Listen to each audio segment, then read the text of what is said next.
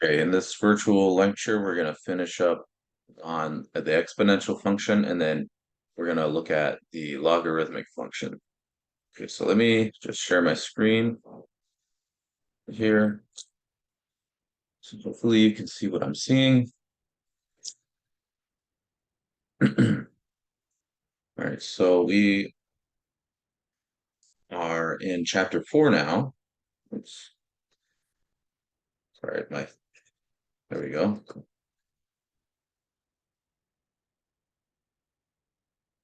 All right, so we're in 4.1 and 4.2.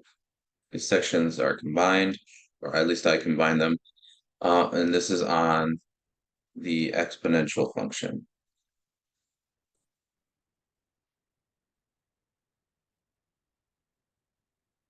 Okay, this is on the exponential function. So there's not much to do actually in this section, but let me just pull up the book so I can just remind you of what we did do. So let's see. Actually, this is on the logarithm. Let's see. Exponential function. So we didn't define it. It's defined as follows. You take a to be positive, but not equal to 1, because if a is equal to 1, it's really just the trivial case. 1 raised to any power is just going to equal 1. So if you take a to be 1, this function right here is just going to be the constant function, which is not very interesting. We wouldn't want to consider that. We wouldn't want to consider the constant function an exponential function. So that's why we sort of just take a not to be equal to 1 from the outset. And we looked at some ways to evaluate this, and I said that technically we're sort of cheating. So for example, we know how to calculate, so let's look at some of these calculations right here. So we're going to take f of x to be 3 to the x, uh, 3 to the x. This is an exponential function, and we want to evaluate at several values. So we know how to evaluate, for example, f of a. So f of 5. So f of 5 is going to be 3 to the fifth, and then you can compute that as 243. So that's as you're used to, it's just 3 to the fifth is by definition 3 times itself 5 times. We have an idea on how to compute roots, so we can technically compute this. The problem comes when we get to this point and this point right here, these two, C and D. Um, how there you can't actually technically define 3 to the pi power without calculus, and the reason is that if how do you make sense of 3 to the pi? In other words, if you're used to thinking of exponential as repeated multiplication, what does it mean to take? What does it mean to multiply 3 times itself pi times? It doesn't really make sense. So basically, you need to use the fact that any any irrational number is really a limit of rational numbers. And since we know how to evaluate the exponential function at rational numbers, we can extend that to irrational numbers by taking a limit at the end. So, but we're gonna just brush aside this kind of subtle point and just pretend we know how to evaluate this. But in reality, you can't define this or this without calculus, because for the reason I said, that it doesn't make sense to multiply 3 times itself pi times. That doesn't make sense. It doesn't make sense to multiply 3 times itself square root of 2 amount of times. But we know how to evaluate the function at rational and integers. So you have to take a limit, which is what you do in calculus. So now we look at some graphs. The graphs of the exponential, it falls basically into two cases. So here's our exponential function. As it says, the domain is all of R, and the range is 0 to infinity, and it gets arbitrarily close to the x-axis, but it never touches the x-axis. So the reason why is, if you imagine, let's see if I can write on here. So, oops. So if you imagine that um a to the x is equal to 0 for some x,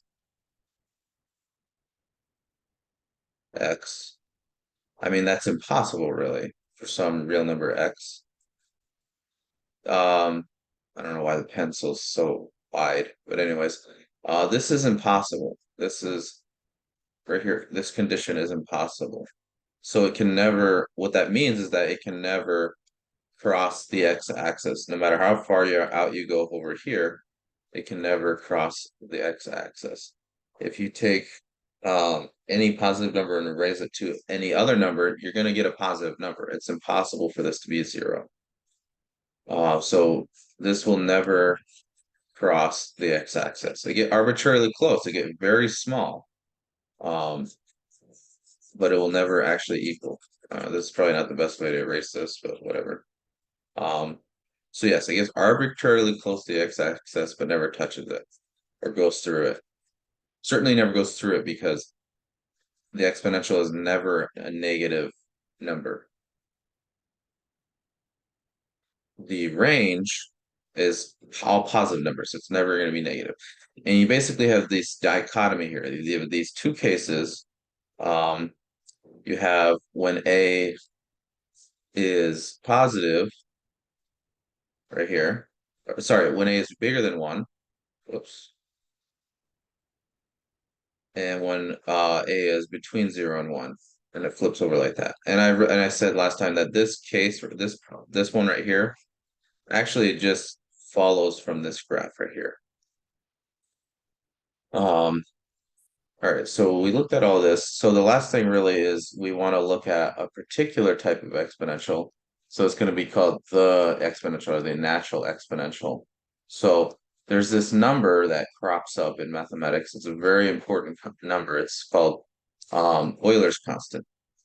So let's uh, let's see. So we have Euler's constant is a specific number.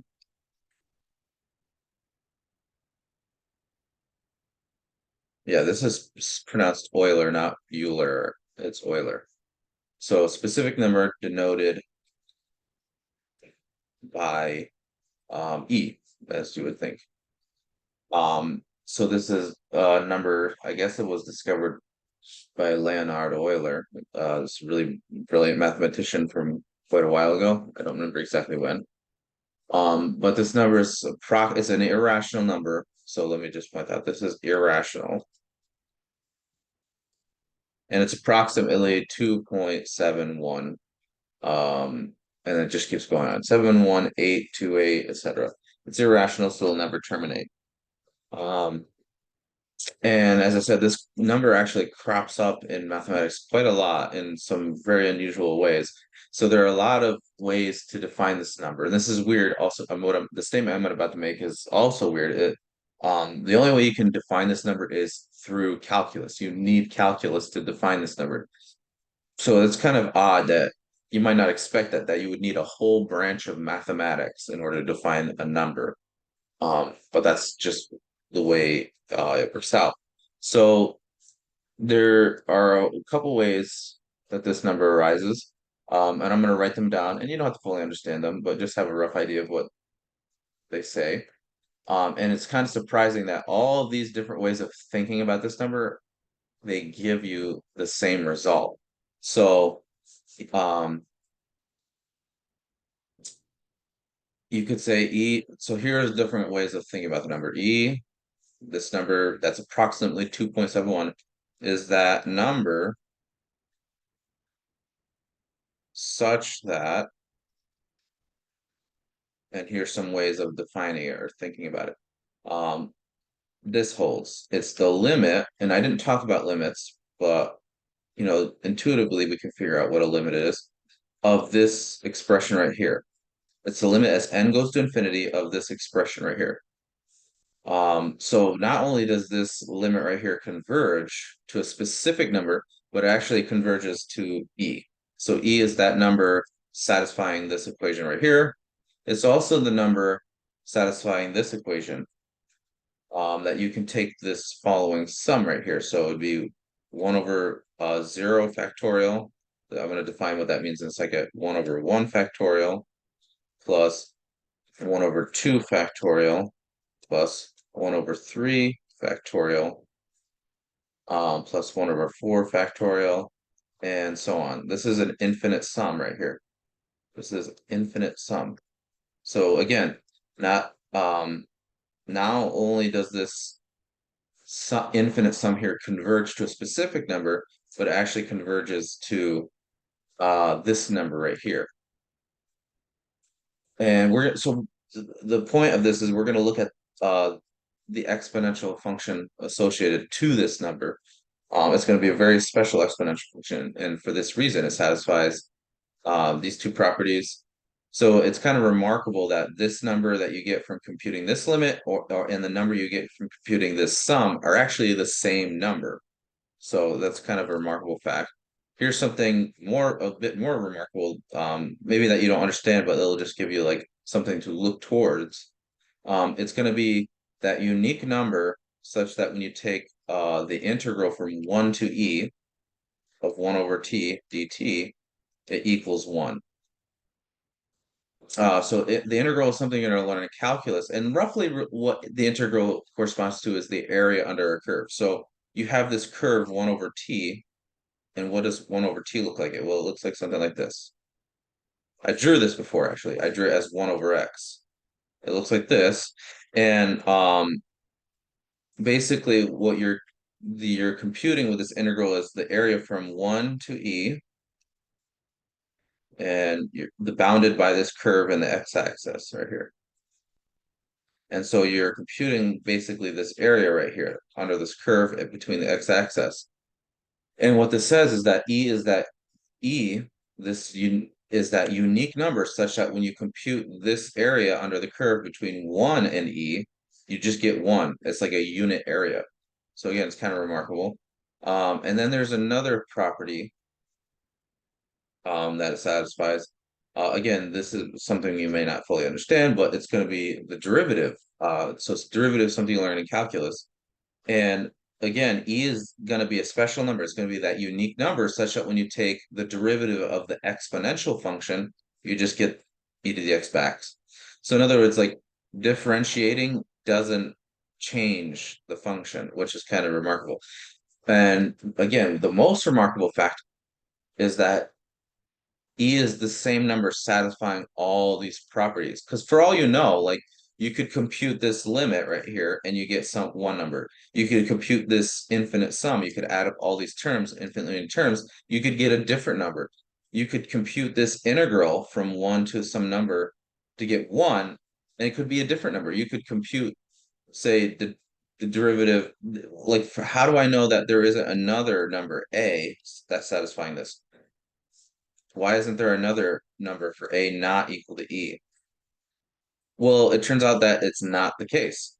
E is that unique number satisfying all four of these properties, and actually a lot more properties than that. This is just a few properties that this number satisfies. And all these are kind of based in calculus, so I don't expect you to fully understand this. But in other words, basically the point is like all these numbers are computable, and they actually happen to be the same number, which is kind of amazing. So this is a very special number. So let me just set up a definition now. So we're gonna call this the natural exponential because this is a very special number, and it's gonna be really the only one we're gonna care about. So here's a definition. Let's see. So the natural exponential function. So we've looked at exponential functions, but we're going to look at the natural one. Is a function f from r to the positive numbers, just like any other exponential function, but it's defined using this specific number e, the Euler constant. So this is with base e. We call e the base. And sometimes we just say this is the exponential function. Even though there are other exponential functions, you could say take 2 to the x or 3 to the x or 10 to the x or a million to the x. But really we the one we're interested in is e to the x because it has all these nice properties I mentioned here. Okay, so that's all I want to say about that. Now, let's go on to the next section. So this is going to be I think it's 4.3. C. Yeah, so 4.3 is on the logarithmic function.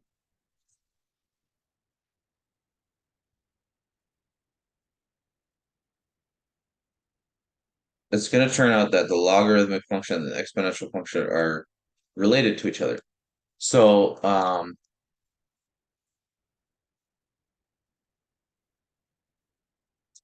let's think about the exponential function just for a little bit longer though.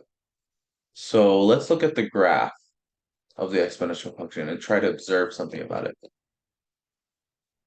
So here's the graph again. And if you notice, in either case, whether a is bigger than 1 or between 0 and 1, if you draw any horizontal line, any horizontal line is going to intersect either graph at most at one spot. Now if you recall, there's the horizontal line test for whether a function is injective, right? So let me recall the definition of injective. So recall a function f going from say A to B is said to be injective or one to one, book says, if whenever you have x1 not equal to x2 in A, so you take 2 points, x1 and x2 in your set A. If they're distinct, then f of x1 is not equal to f of x2. That means if you take two distinct points in the set A and then apply the function to the 2 points, then you get distinct points. So, or equivalently, um, if you know that their outputs are the same, if you know f of x1 is equal to f of x2, that's only the case if that can only be the case if x1 and x2 are the same. So in other words, like the function can see between the difference between points. So let me just here's an example. An example would be say f of f defined by from R to R defined by f of x equals x cubed. So I think we proved this at one point. Basically, yeah, I won't go through the proof, but there's the horizontal line test that tells you whether a function is injective. It says that if you look at the graph of the function, so let's look at the graph of this. So it looks something like this, and you just draw any horizontal line, it should intersect at most at one spot. And we see that that's the case for this graph. Of course, you can prove we proved more rigorously that this function is injective. Basically, suppose f of x1 is equal to f of x2, and then you want to conclude that x1 equals x2. Well, if f of x1 equals f of x2, that implies that this statement right here is the same as x1 cubed is equal to x2 cubed. But then you just take the cube root, right, of both sides.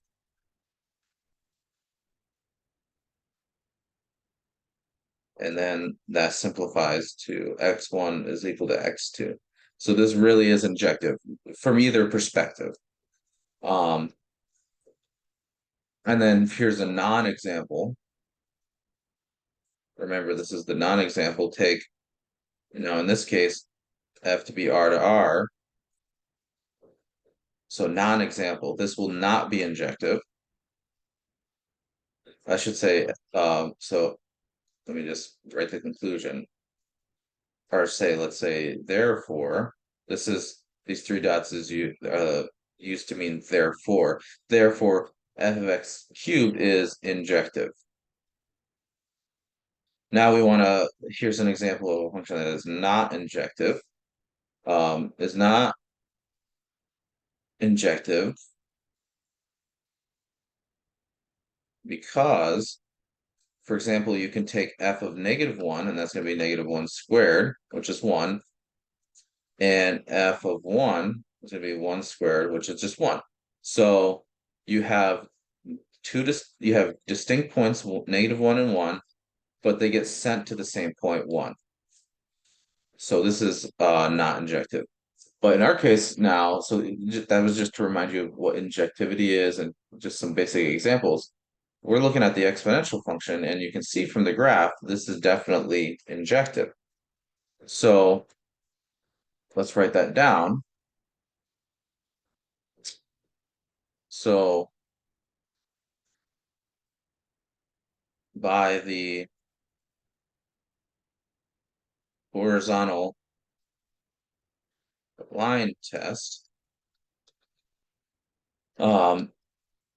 f defined to be from zero, or sorry, from the real numbers to 0 to infinity, defined via f of x is equal to a to the x, so our exponential function is injective. Hence, remember, if your function is injective, f inverse exists. But remember, what is a f inverse a function from? It's a function, you switch the domain and the codomain. So the inverse function is from 0 to infinity. This function exists, and we call it the logarithmic function.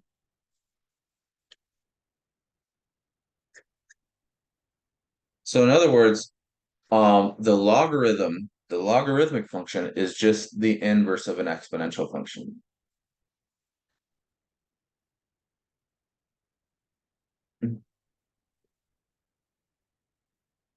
So let's just remember let's recall how inverse functions are defined. So recall f inverse, if I give you an injective function, let's actually write that down. So given that f is injective,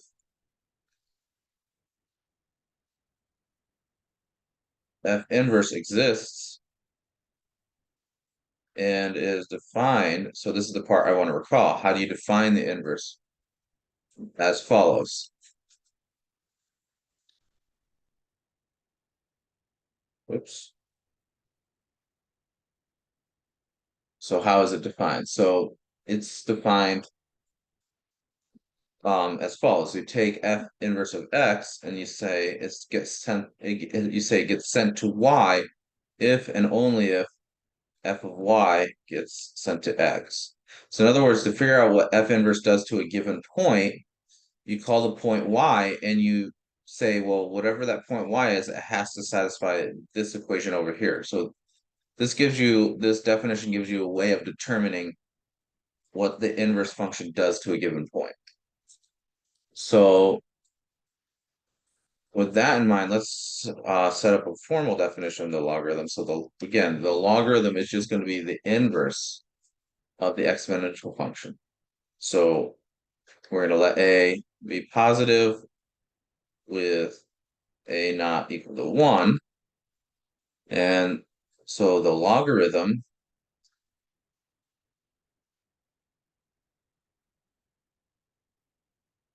the logarithmic function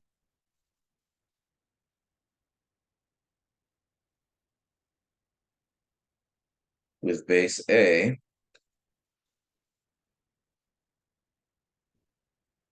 logarithmic function with base A is denoted by log of A, log of and log base A, and is defined as follows. So we're just going to use this fact up here to define it. So remember, the logarithmic function is the inverse of the exponential. So what this means is that the log base A of x equals y if and only if a to the y is equal to x. So what does this say? In other words, another way of thinking about this, um, log base A of x is the exponent. This is another way of reading this statement right here, is the exponent to which the base A must be raised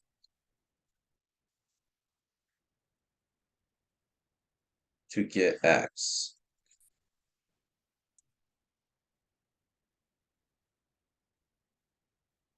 So,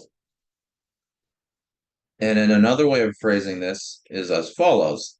If so now since y is equal to log base A, and we have this equation a to the y equals x, we can write this as these equations can be written as follows. We can kind of combine the equations to get these cancellation properties. And remember, that's part of what it means to have an inverse function. You have that. Remember, there's the composition of a function with its inverse. They have to cancel each other out.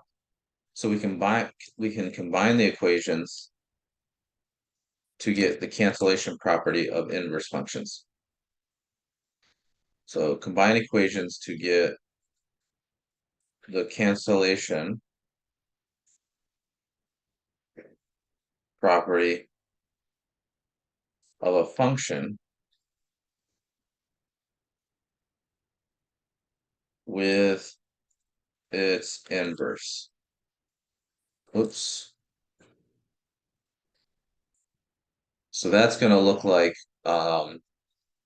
log, the first equation is going to look like log base A of a to the x is equal to x.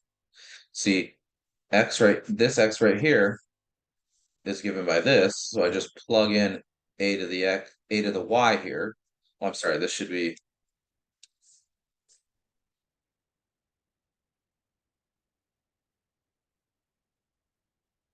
y. And then on the other hand, a to the y equals x, but y is given by this equation, so I can plug that in to this one over here. So what we have is a to the log base A of x is equal to x. So these are the cancellation properties. So this is a to the y composed with log base A of x. So this is a composition of two functions, and this right here is log base A of x composed with a to the y. So you're just plugging this in for y right here. So you're composing these two functions. And because they're inverses of each other, they should cancel. What does this say? It says when you raise a to the y and then take log base of a of that, those cancel out to just give you y. It's like you're undoing the functions undo each other. That's literally what the inverse is. The inverse is meant to undo one function. And then this says that if you take log base a of x and then plug that into the exponential function a to the x, those two operations, taking logarithm and exponentiating, should cancel out. So x gets sent to x. Remember, this is called the identity function. The identity function is that function which takes a point x and sends it to x. It's like the do nothing function. So these are in these two functions are inverses of each other in every sense of the word. They undo each other. Um, they when you compose them with each other, they're going to cancel each other out in this way. All right, so let's look at evaluating logarithms. How do we actually evaluate this? Well, this right here actually gives us a way of evaluating. We know how to do exponential, we know how to compute exponentials, so we just computing a logarithm really just reduces to computing an exponential. So here's example 2 on how to compute logarithms. So for A, we have log base 10 of 1000 is equal to what? We want to compute this right here. Well, log base 10 of 1000 has got to be equal to y, right? It's got to be equal to some number y. And this number y has to be such that, let me just write the words out actually. Um, 10 to the y is equal to 1000.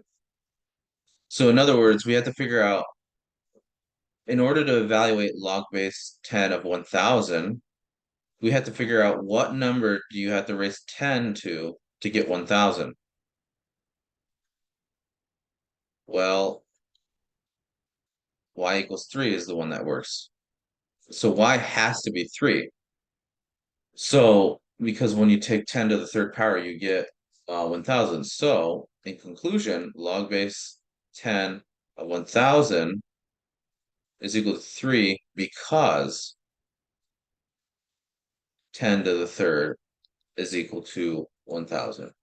So you can see computing this logarithm right here reduced down to compute basically solving this equation here, this exponential one, this one right here actually, figuring out the y that satisfy this. And because here's the important part, because the exponential function is injective, there's only going to be one solution to this equation. There's no ambiguity. There's only one solution, 3. Okay, so let's look at another one. So I'm going to solve these equations kind of in like a roundabout longer way, but it's just to emphasize how do you use the definition. And eventually you can just kind of move on from that and be able to compute these more quickly. So for the next one, we want to compute log base 2 of 32. And we want to figure that out. Well, give it a name, call it y. And then as I noted up here, uh, y, whatever y is, y has to be such that 2 to the y is equal to 32. And then you can see that the only y satisfying this is y is equal to 5. So 2 to the 5th will be equal to 32. So hence, log base 2 of 32 is equal to 5. And that's because 2 to the 5 is equal to 32. So again, this is just emphasizing the fact that this number right here, this log, is that number you have to raise 2 to get 32. That's what the log, by definition, the log is. All right, let's I'm gonna skip D, so or C, so let's go to D though. So for this one, we want to know log base 16 of 4. And we want to know what is that equal to. Again, you can say, how did I phrase it up here? I like how I phrased it here. So log base 16 of 4 has to be y. And it's got to be some number y.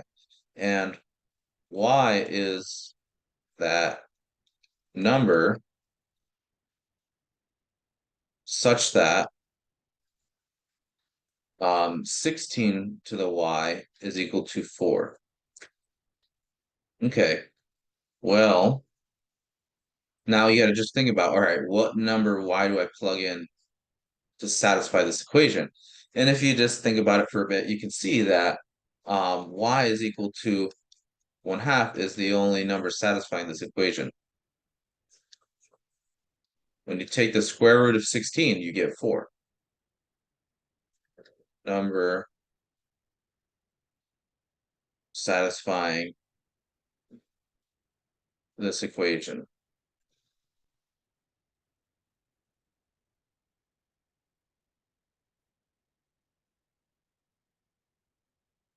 Hence, we could say log base 16 of 4 is equal to 1/2, and that's because 16 to the 1/2 is equal to 4. That is, when you take the square root of 4, you get, sorry, when you take the square root of 16, you get 4. So this is kind of gives you an idea how to calculate these, and it is a bit involved. But I only went through this whole explanation several times just so you could get the basic idea, and then eventually you'll just be able to look at this log base 60 and say, oh yeah, that's just 1/2. You'll be able to just write it down immediately that it's equal to 1/2. But go through this procedure yourself a couple times to see how, because this is using the logarithm. This is computing the logarithm by definition. This is how you're supposed to compute it. All right, so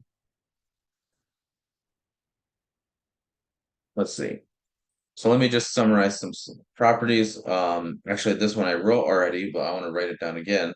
So we have our cancellation properties.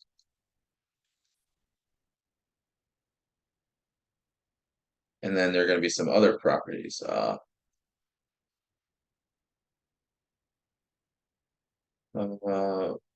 Or actually, let me just call these just properties of logarithms more generally.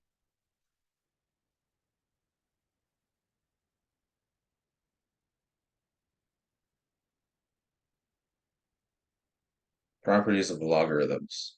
These are some just very basic properties. And in the next section, we'll look at some more. So properties of logarithms. So the first one is that log base a of 1 is 0. Why? Because when you take a and raise it to the 0, you get 1, right? 0 is the power that you raise a to get 1. And remember, the logarithm is the exponent satisfying the corresponding equation. Next one is log base a of a is 1 because a to the 1 is just a. You raise a to the 1 and you get a back. And here's these are the two cancellation properties I mentioned. So log base a of a to the x, and this is for any real number x, because well, this is just by definition. Sorry, I didn't write out the whole equation. Not by, yeah, it is by definition, actually. Log base a to the x is equal to x for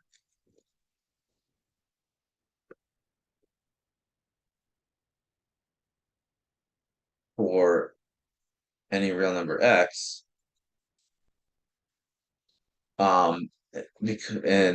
because we'll just say log and exponential are inverses of each other.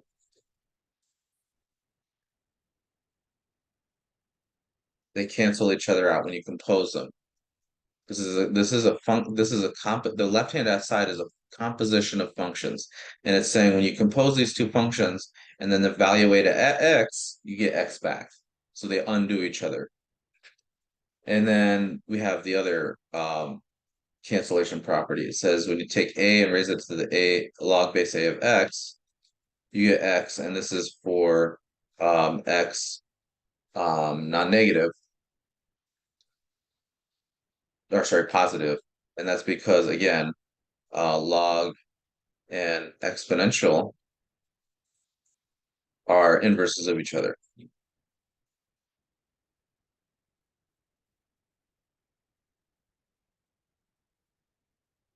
So again, this right here, the left-hand side of this equation is a composition of two functions.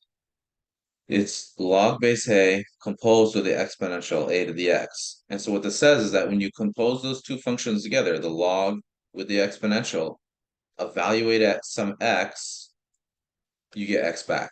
So in other words, they undo each other. All right, so now the next question that naturally arises is what is this graph? So we've deduced some properties about this function, and now we want to determine its graph. So there's a the graph can actually be determined fairly easily from the graph of the exponential. So because we know the graph of the exponential, we can actually get the graph of the logarithm. So for that, we just need to remember the following fact that we learned when we learned when we first introduced inverse functions. So recall, if you have a function f from a to b is injective, and that's really all the functions we're going to look at in this section, exponentials and logarithms, they're injective.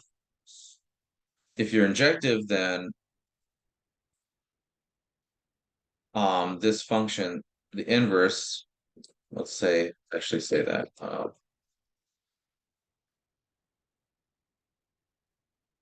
then the inverse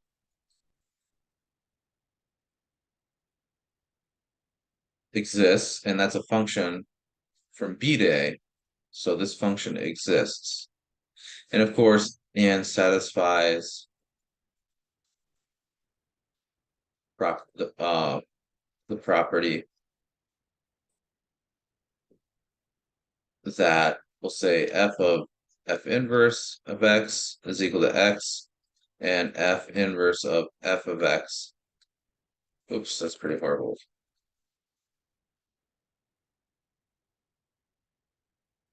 Sorry, my computer's lagging a lot. And remember, these are just the cancellation properties, which we've been appealing to throughout this whole time. So this is just a basic fact about injective functions. If you have an injective function, the inverse exists, and it's defined as I defined it above, and then it satisfies these properties. And then let's say let's say to obtain the graph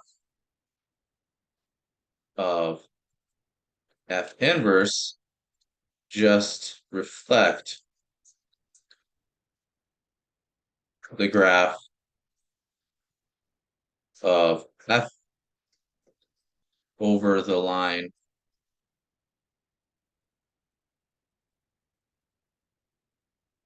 or whatever, over the line y is equal to x. It's that diagonal line to the origin. So sorry.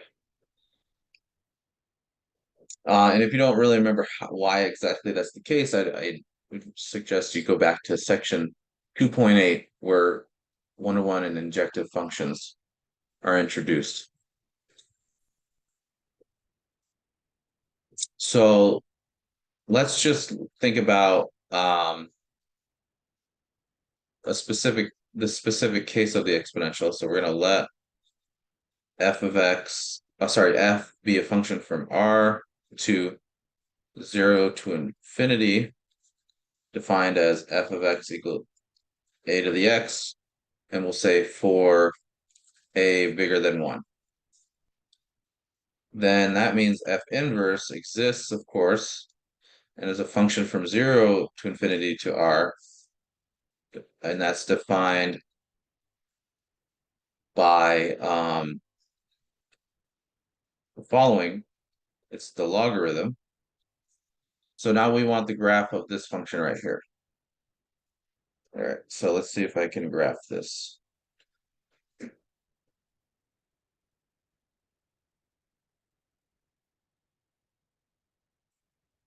Oops.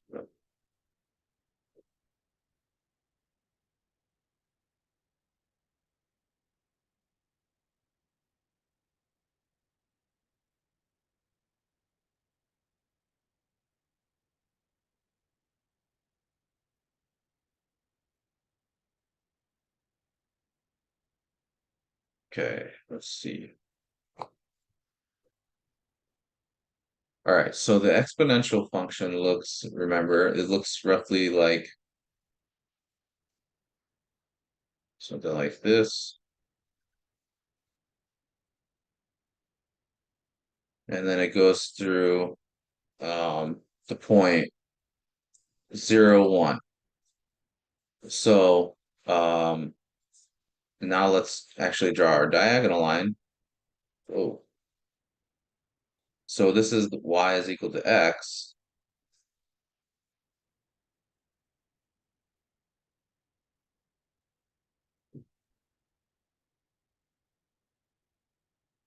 And we're going to reflect the graph over this line. So first of all, we can actually, no, it looks like it's, we can actually figure out one point that's on the graph. So since f, all right, let's actually, how do I want to phrase this?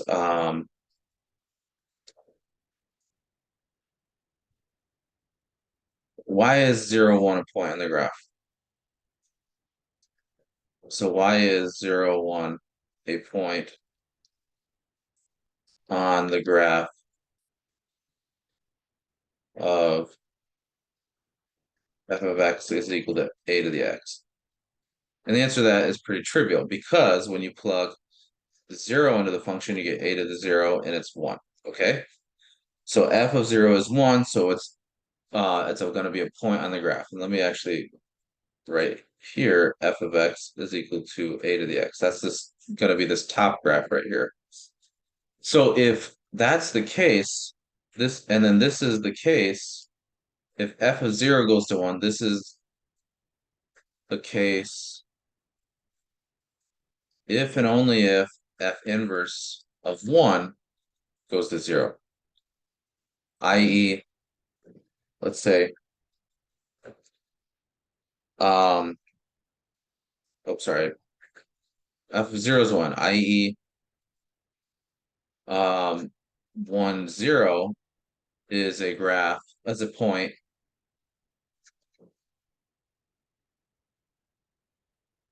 on the graph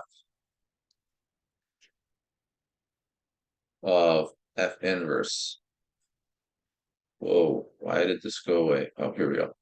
All right, so 0, 1 is a point on the graph of a to the x, if and only if 1, 0, let's say maybe it's about there, 1, 0 is a point on the graph of the logarithm. So now we're going to take this graph and reflect it, and it has to go through this point right here, because that's definitely a point on the logarithmic graph. So when you reflect it, it should look something like this, and it didn't quite go through. That's all right. It's about right there. And so this is the graph right here of f inverse of x, which is log base a of x. So that's how you get the graph of log base a of x for when a is bigger than 1. And you can work out the case for a is between 0 and 1. It's very similar. So you start with this known graph of f of x is equal to a to the x. You have this point on here that you know is on there, 0, 1, because it satisfies this right here. When you evaluate the function at 0, you get 1. And that's the case if and only if f inverse of one goes to zero. Remember, f and f inverse, they like swap points. They swap points. So if f inverse sends one to zero, that means 1, 0 has to be a point on the graph of f inverse. But f inverse is our f inverse is our log function right here. So this has to be a point on the graph, so the graph has to go through it, and the graph is going to be the reflection of the exponential. So that's how you get that. All right, let's see. Is there anything else in this section that we need to go over? Yeah, sure. Okay. So, um, let's see. All right. Rather than try to draw these graphs, I'm gonna just go through the book with you. So we want, in this example, we want to we have A in part A and B, and we want to graph these two functions. And well, we didn't really talk about asymptote. Maybe I will talk about asymptotes at some point. Um, Basically, an asymptote is a line that your graph approaches. It just gets closer and closer to. So, for example, here's the graph I actually just drew. So, for example, an asymptote of the exponential function a to the x is the x-axis, the line y is equal to 0. And because the graph of a to the x gets arbitrarily close to it, so it has a horizontal asymptote, you say. And the horizontal asymptote of a to the x becomes a vertical asymptote of log base a of x, the logarithmic function. So you can see the log function gets arbitrarily close to the y-axis, that is the line x equals 0. So this is going to be a vertical asymptote. So when you reflect a horizontal asymptote, it becomes a vertical asymptote. But maybe I'll say more about that, like formally define them. All right, so but what about just the first two parts at least? How do we graph this function and what are the domain and the range? Well, remember, so we now know what the log base 2 of x looks like. It's going to look something like this graph right here, because 2 is, we're in the case of a being greater than 1. 2 is greater than 1, so it's going to look like this red curve.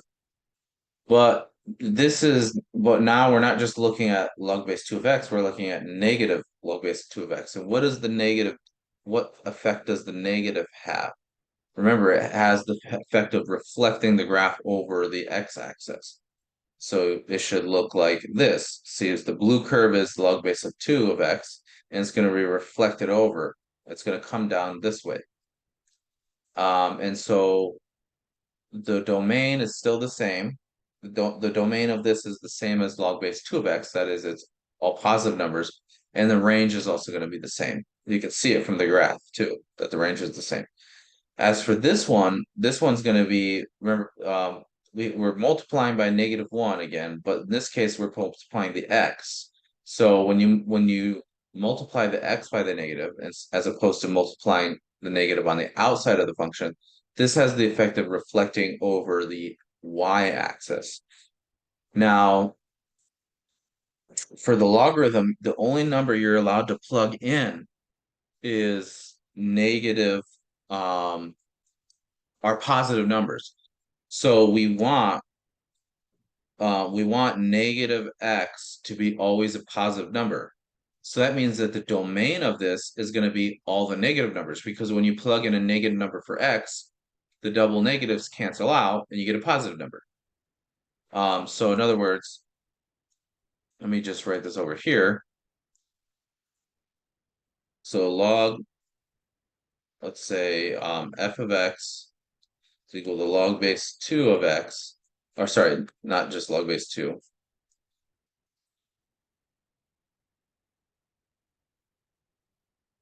Sorry, this is very laggy. I have so many windows open. Um, so this is defined only when negative x is positive, because we can only take the logarithm of a positive number. Now just multiply both sides by negative, you get x is less than negative. So the domain, hence domain of this function, whoops,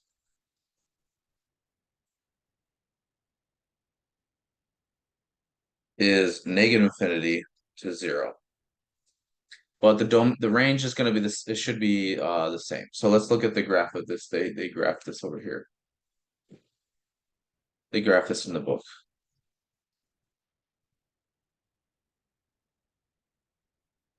Yeah. See, so log base 2 of x, again, it's the blue curve. This is like the basic function that we have, and then we're going to that when we multiply the x by -1, it's going to reflect it over the x-axis in this way.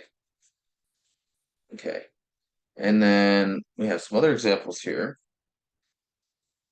So these ones are now going to be um, shifts of they're going to be either so the for part A it's going to be a vertical shift because you're adding 2 on the outside, so it's going to be a vertical shift upward. And then part B, this is you're subtracting the 3 from the x before you evaluate it in the log. So that's going to correspond to a horizontal shift. And since you're subtracting, it's going to be a shift to the right, 3 units. So yeah, so for this part A, log base 5 of x is the blue graph, and these logarithmic functions basically all have the same shape. You really can't tell the difference using your eye between, say, log base 5 and log base 4 or 2 or 3 or whatever. So they're all gonna look the same basically.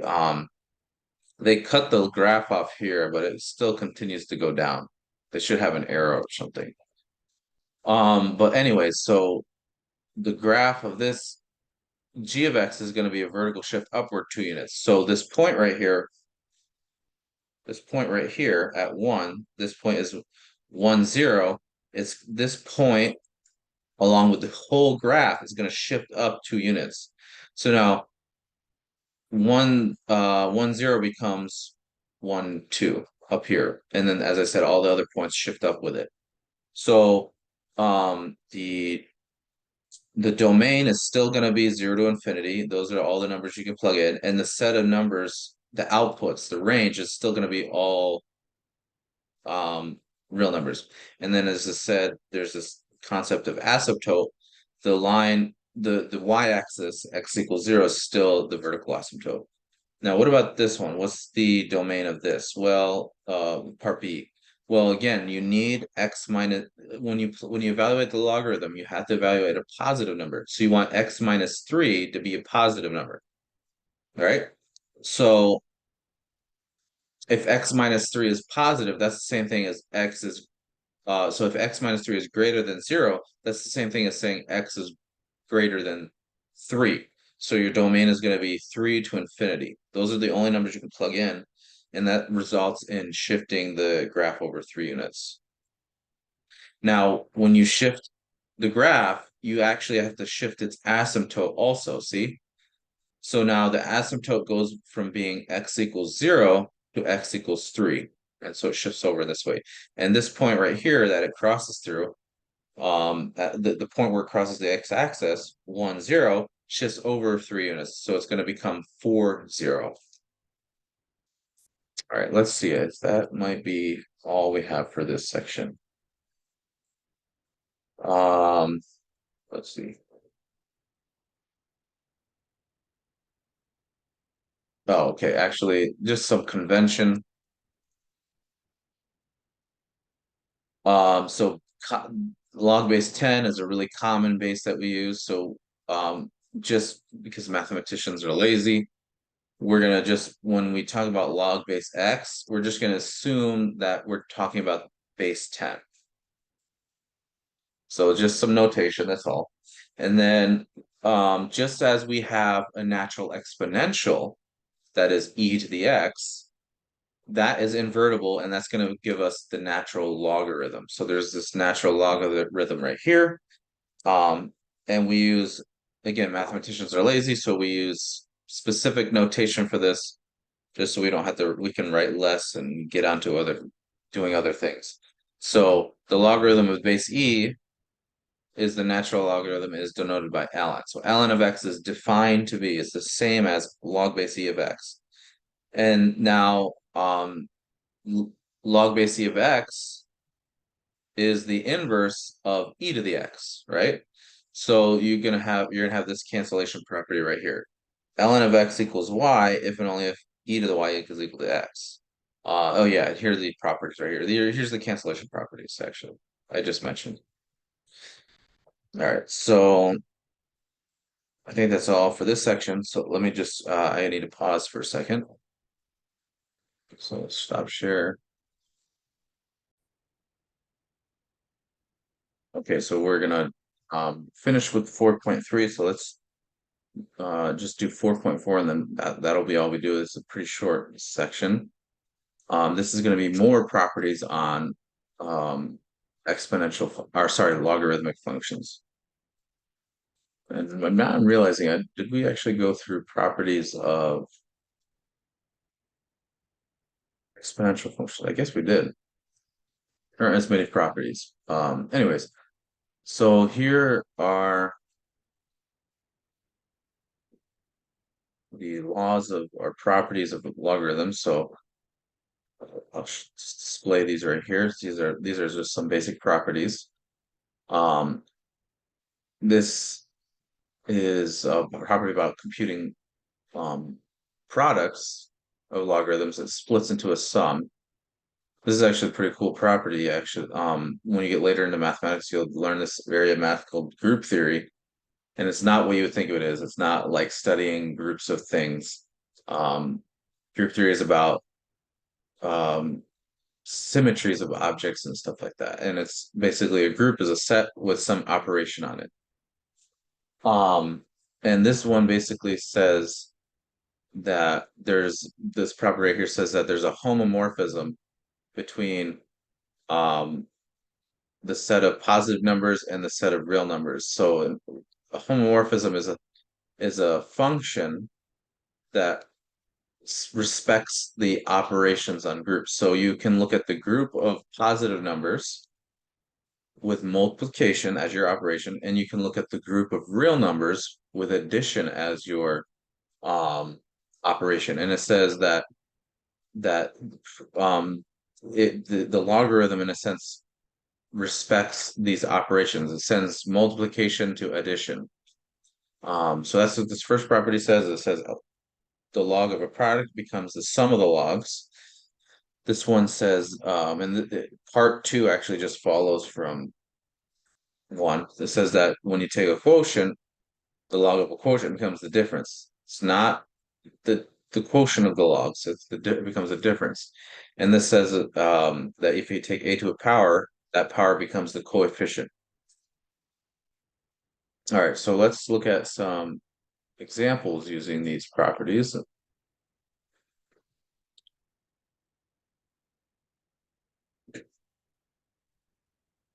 So we have example one. Just look at a couple examples and that'll be all. So for part A, we want to evaluate log base 4 of 2 and log base 4 of 32. Now, what's important about that law I showed is that the logs have to be the same base.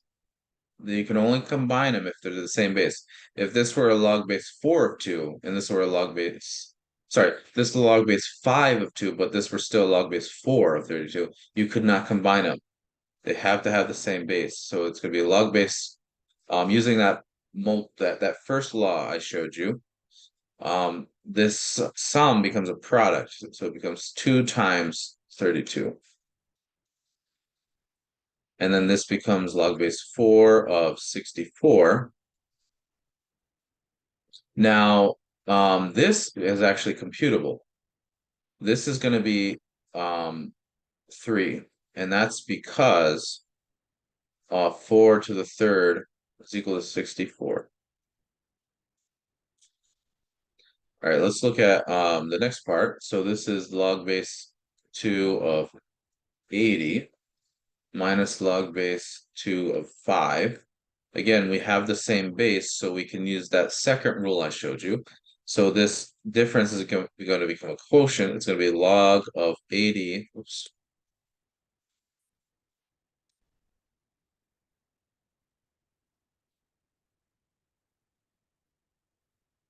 Sorry, my computer's again lagging. I don't know why. Anyways, it won't let me erase, so I'll just scribble it out. But now it wants me to let. Anyways, log base 2 of 80 over 5. So this difference becomes this quotient. And then 80 into 5 into 80 becomes 16. And then this is going to be equal to 4 because 2 to the 4 is equal to 16. And finally, we have part C. So we're taking 1/3 times log base 10. But remember, when we have log base 10, we just omit. That was a bad idea. Now I can't erase it. When we have log base 10, we just drop the 10.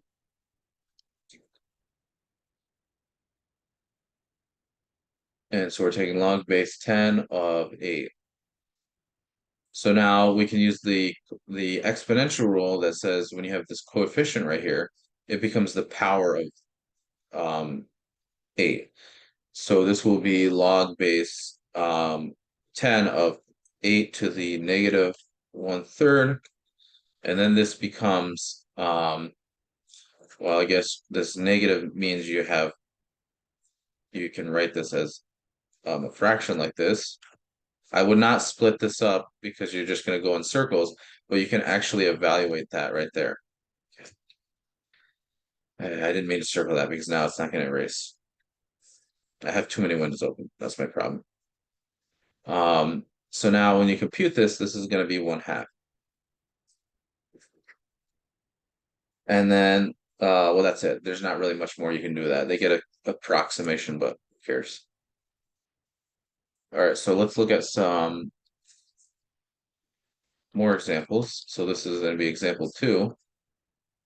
So for A, we want to for each of these parts, we want to expand the logarithm. So we have log base 2 of 6x. So we have 6 times x. This is a product, so it becomes a sum like this.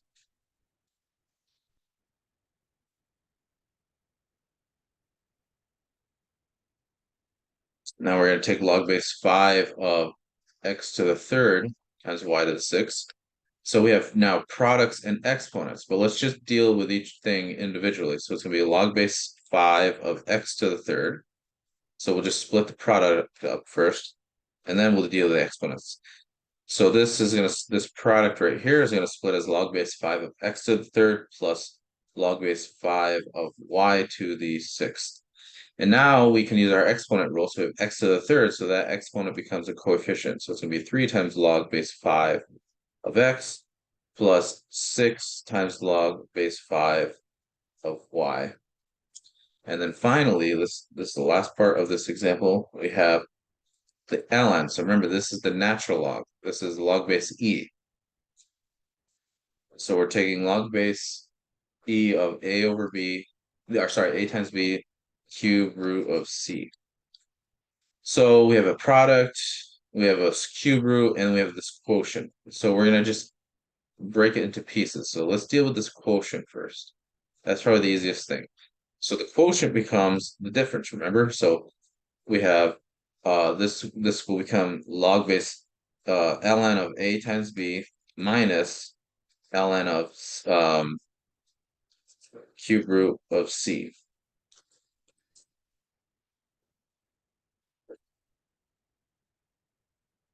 I don't know what happened here. Let me just rewrite this. So log base. All right, this is really annoying.